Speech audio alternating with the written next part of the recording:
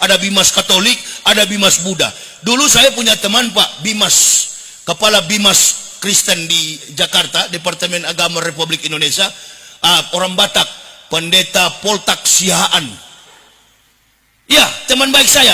Waktu saya mendirikan Sekolah Tinggi Teologi Calvinis Ebenezer, Sekolah Tinggi Teologia, kemudian diakreditasi sekarang menjadi Universitas Kristen Papua, yang sekarang orang mati-matian menyangkal. Itu saya yang mendirikan, teman saya Poltak Sihaan. Entah sudah meninggal atau masih hidup, apa sudah di neraka, kan begitu. Ya kalau kita umat Islam sudah jelas tempatnya di surga. Orang yang bukan Islam neraka. Ini menghina, menjaga kedaulatan. Tidak, ini dakwah. Hubungannya vertikal, hukumnya hukum vertikal. Tergantung si ustadz. Kalau Ustadz Ahmad jangan bilang begini. Beliau nggak pernah ke neraka, jadi nggak tahu jalan ke sana. Betul apa betul? Ini bidang saya. Ini bidang saya. Jangankan penjara Alcatraz pun di bawah tanah atau ditembak mati sekalipun, Yahya Waloni ini tidak akan pernah berubah. Sampai masuk ke liang kubur, ini sudah konsep saya. Mungkin juga Ustadz berpikir agak takut. Beberapa 7 hari yang lalu kan dapat kabar saya kena COVID. Betul? Sampai ditunjukkan di belangkar rumah sakit saya begini, seperti monyet di atas. Seperti Pak Haji lah tadi itu. Sampai 16 hari menjadi alumnus apa itu? Corona, kopi, rokok, nasi. COVID itu kopi dingin 19 gelas. Karena saya targetnya minum kopi itu sehari 3 gelas Pak. Wallahi, jadi corona saya kira berpikir masuk ke tubuh saya karena sudah penuh kopi. Itu ibu bapak. Dulu saya masih di Kristen, sering sekali saya kena penyakit Ustaz. Mungkin sering lihat saya lehernya tidak tenang. Itu ada penyakit saraf belakang saya. Begitu saya masuk Islam, mengucapkan la ilaha illallah Muhammadar Rasulullah, penyakit saya sembuh Ustaz. 15 tahun mengendarai mobil keliling Indonesia, makan tidak teratur, minum tidak teratur, tidur tidak teratur. Allahu Akbar. Tadi malam dari Mahato usai acara jam 11, setengah 12, ngobrol dengan panitia sampai jam setengah 2.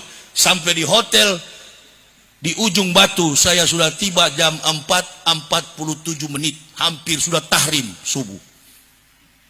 Habis subuh saya tidur, mau lantas ke sini. Dari sini langsung pulang langsung ke Jakarta Pak Kemenak. Mohon doa supaya kami di perjalanan selalu sehat. Doa jamaah yang saya minta. Bukan kita berkelompok membawa organisasi Islam. Nih santri-santri nih, anak-anak saya nih, santri-santriawati. Antum-antum nanti kalau sudah bebas dari pesantren, sudah tamat dari pesantren, antum adalah the backbone, generasi penerus to the next time. Berguna bagi bangsa dan negara, terutama tegaknya Islam di masa akan datang. Allahu Akbar. Tegakkan agama ini, tegakkan negara ini. Orang kafir walan tardo ankal yahud walan nasoro hatta tatabia milatahum. Mereka tidak suka dengan kita. Bukan berarti kita harus bunuh orang kafir, tidak begitu. Ini yang salah kaprah. Jadi seolah-olah kita ini kelompok radikal. Siapa yang kemarin pilih Prabowo kampret, kelompok radikal.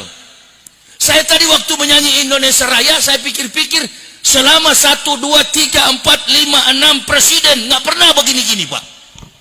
Pancasila jadi argumen politik, Bhinneka Tunggal Ika dijadikan argumen politik, undang-undang dijadikan argumen politik, kebersamaan dalam keberagamaan dijadikan argumen politik, bahkan kemajemukan dijadikan landasan pengakuan politik, sampai kepada mazhab dan ormas Islam dijadikan argumen politik. Ujung-ujungnya umat Islam diadu Allahu Akbar. Nah, persoalan ini yang bisa melihat lebih jelas tentang aspek teologis, aspek horizontal sosiologi di masyarakat adalah kami yang berdakwah.